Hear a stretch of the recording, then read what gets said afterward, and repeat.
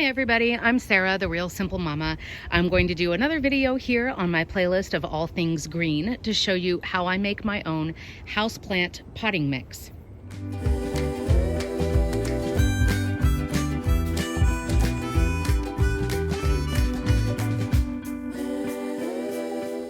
So hello everybody, you see all of these eager faces of these plants here. They're all waiting to be repotted, but this one is going to be specifically for my indoor houseplants. I have, oh, you probably don't want to know, probably over 100 little houseplants. I'm constantly making cuttings and sharing. I do all of that through the Greg app, so there's another plug for that app there. But I have found that even the best quality potting mix that you can get is too dense, and so it ends up creating problems with your houseplants, and you end up dealing with root rot.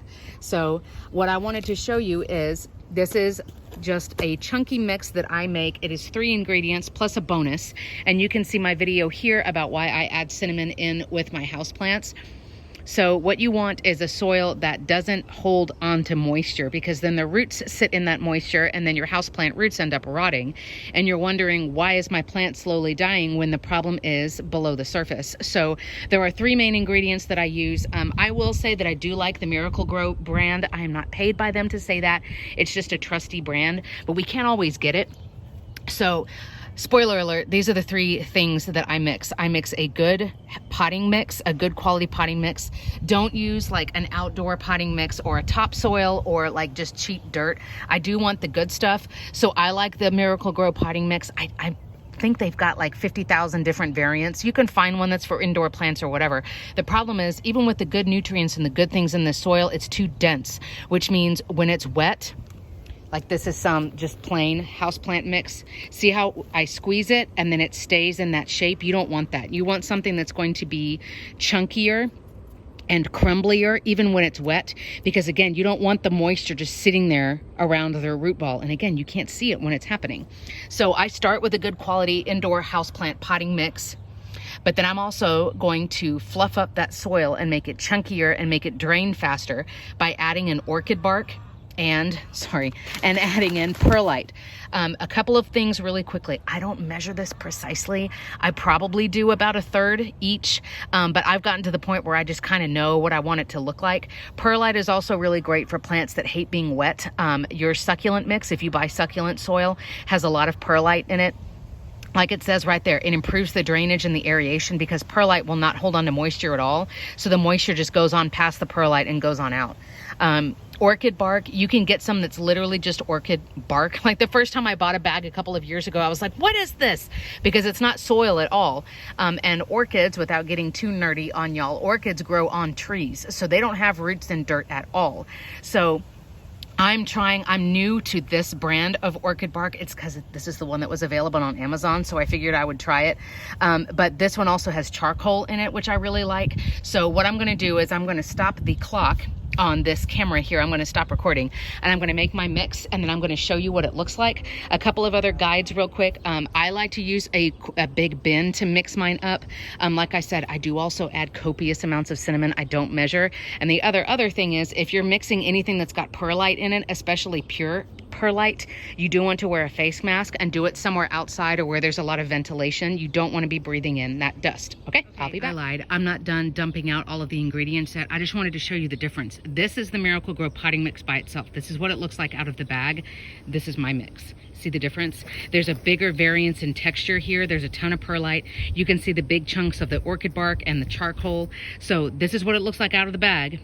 This is what it looks like after I've mixed it. So now I'm going to do like those fancy recipe blogs. Now I'll do my line of perlite and my line of orchid bark. I'll show you what it looks like.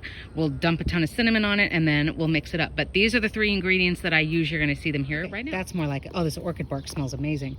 So first of all, yes, there's perlite under there. Don't yell at me because I'm not a recipe blogger and I didn't make it look good. So what I'm going to do now is I'm protecting myself by being out in an open area, and I'm not going to inhale the perlite, but I'm going to mix this and then I'm going to add a ton of cinnamon. If you haven't seen my other video, really quick, cinnamon is an antibacterial and antimicrobial, so it helps prevent mold and fungus and root rot in your houseplants, but it doesn't kill any of the good beneficial bacteria, so that's why I add it. Again, I don't measure because it's very imprecise. The last thing that I'll say at the end of this video here, other than please excuse my complaining chickens, is that you'll get used to how it looks, to where you can tell like it looks right, or it needs to be mixed more, or it needs some more of this one ingredient. For me personally, because I have had problems with root rot lately when this mix had too much of the potting soil in it and it was too dense and it stayed wet for too long, when in doubt and you're not sure, like, well, do I need to add some more? If you need to fill a little bit more, you need to add some more product, I would add either orchid bark, like make more orchid bark in there, or I would put in more perlite. Does that make sense? I would not choose to add more potting soil. I would rather have the ratio have too little potting soil, if that makes sense. That, and plus, like, I use a liquid fertilizer when I water my houseplants, and I bottom water my houseplants, so those things help them get the nutrients that they need and not rot. So when in doubt, if you're like, this doesn't necessarily look right, I don't know, if you're gonna play with it, don't add more potting soil, add one of the other ingredients instead. So again, the affiliate links for those 3 things that I add, as well as cinnamon, are in the video description. But this is what I use for all of my indoor house plants. For my outdoor plants, I do fertilize them. I do try to spoil them as far as the fertilizer, but I cannot, honestly, I just can't afford, with all of the plants that I'm growing, to do this kind of mix. And of course, there's different needs when I live out here in zone 8 and we get a ton of bright sun. So I only use this particular mix for indoor plants.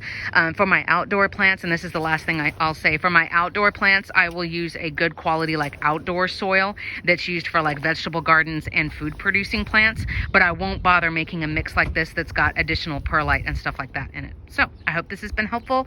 Let me know down in the comments what questions you have or what you use for your house plants, and I'll see you soon. Thanks.